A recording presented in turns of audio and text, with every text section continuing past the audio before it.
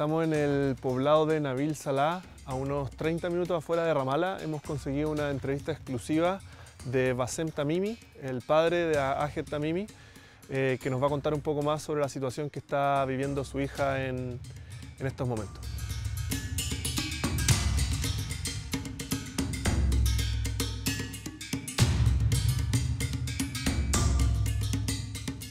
Muchas gracias por recibirnos en tu casa. Me gustaría que nos explicaras cómo sucedieron los hechos ese día y entender un poco cómo se llega finalmente a la detención de Ahed.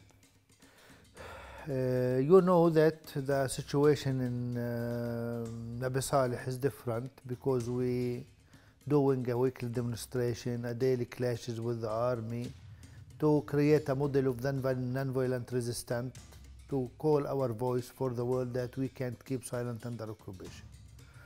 During this resistance which started, I had participate as all the family in the weekly and daily clashes with the Israeli army, and for that she become known all over the world when she appeared in a lot of videos, all the time fighting, facing the soldiers of the Israeli occupation forces. 15 of December, the soldiers came to the village as usual, and they come to my home. They shot a lot of tear gas around. We wake up, that's a Friday. Before we make our breakfast, we found them around the house. Why you are here? They said, because maybe somebody throws stones. Why you are coming? I went to the village for my cousin home, and then back. During that time, clashes started. Throwing stones, gas, rubber bullet type ammunition. Our cousin Muhammad in there, he was climbing the wall of that house. They shot him in his head, he fell, and everyone said that he is killed. This is the situation in the village and in the house. Then the soldier passed from my field and come to the entrance.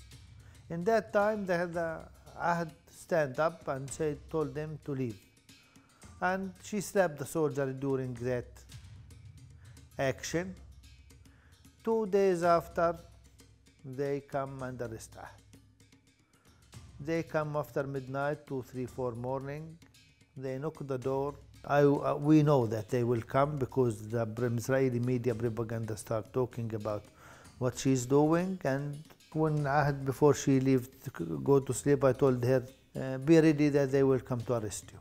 They knocked the door, they were aggressive, entered the house. They told me to bring everyone to the sitting room here. He told me that they come to arrest Ahed. I told him she need to change her clothes. He don't allow her mother to go with her. They send her to her room with 2 female soldiers. In the first 4 minutes, she was handcuffed and outside the house. I called for Ahed. We told her to keep strong. They told us if we need to ask for her, we must go to the Benjamin police station. We know the process which will be long. And you know, after that, the process started. Investigation, interrogation, 10 days of interrogation.